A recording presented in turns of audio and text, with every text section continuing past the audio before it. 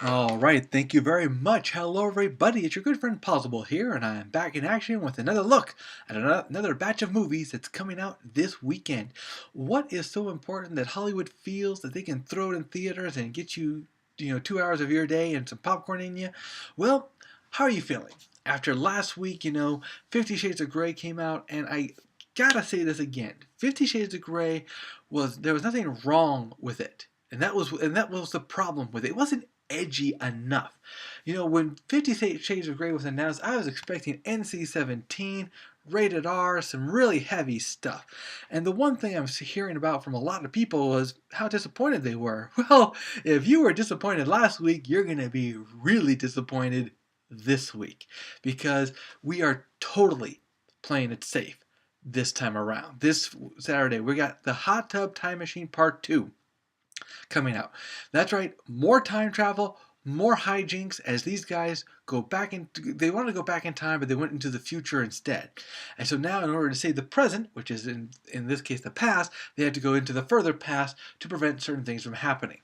Think about Project Almanac with more, adult humor and stuff like that.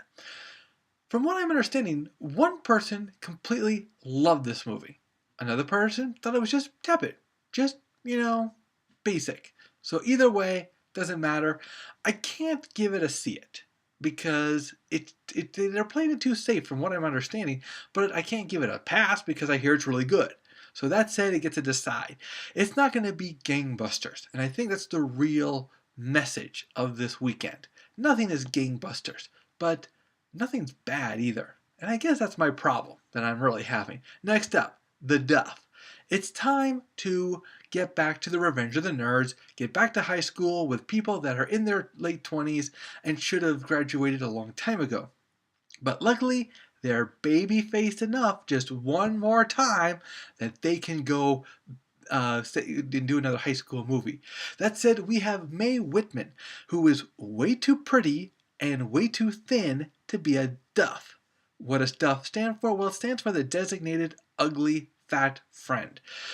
Basically, they're trying to make a movie about these women who, are considered unattractive, and this is going to be like her ability, her chance to prove to everyone that she is really hot and everything. Don't get me wrong. This would have worked back in her Arrested Development days when she could play Anne and she was invisible. She has grown out of that role way too much to be a Duff. So it just doesn't fit anymore. She's not a Duff, she's a pug. She's the pretty ugly girl that's in these movies. If you ever want to see a movie like this and enjoy it, see Not Another Teen Movie with Christopher Evans. That did a good job of handling this kind of role because it was more honest. This one, it seems the typical, family-friendly version of, she wants to get the boy of her dreams, but the boy of her dreams is more interested in quote-unquote pretty girls as if she wasn't pretty enough. She's plenty pretty. As a matter of fact, that's the problem I have with this movie. She is too pretty for this role. That said, it's got good reviews on Rotten Tomatoes. So again, nothing really wrong here, but nothing really exceptional. So I give it a decide. Last up, Disney is back. If you didn't catch this last year or past years, this is again, we return to the real life sports adventures. This particular movie breaks my heart because there's nothing wrong. Again, this is what I struggle with this week. There's nothing wrong here, but there's nothing exceptional. There's nothing that blows me away. Just one of those, yeah, that's nice, And here we have that once again. And they're always the same. The white coach finds this group of minorities, in this case Mexicans. Last year it was Indians from India. So they are Indians. Ha! Take that, PC. Anyway, he finds this group and he is going to train them in I think it's cross country this time around. And of course, hilarity ensues as he tries to immerse himself in their culture. Why is it always the white coach? Why can't it ever be like a black coach who finds a team of white guys and, inspires them and blah, blah, blah. But anyway, that's not the point. The point is that it's the same old story. We've seen it before. We're seeing it again. What kills me is that it's a true story. And you really want something like this because something like this is actually important. Something like this was, something that actually happened. And you would hope for better. But for now, we're just getting basic. Once again, it's doing pretty good on Rotten Tomatoes. No problems here yet.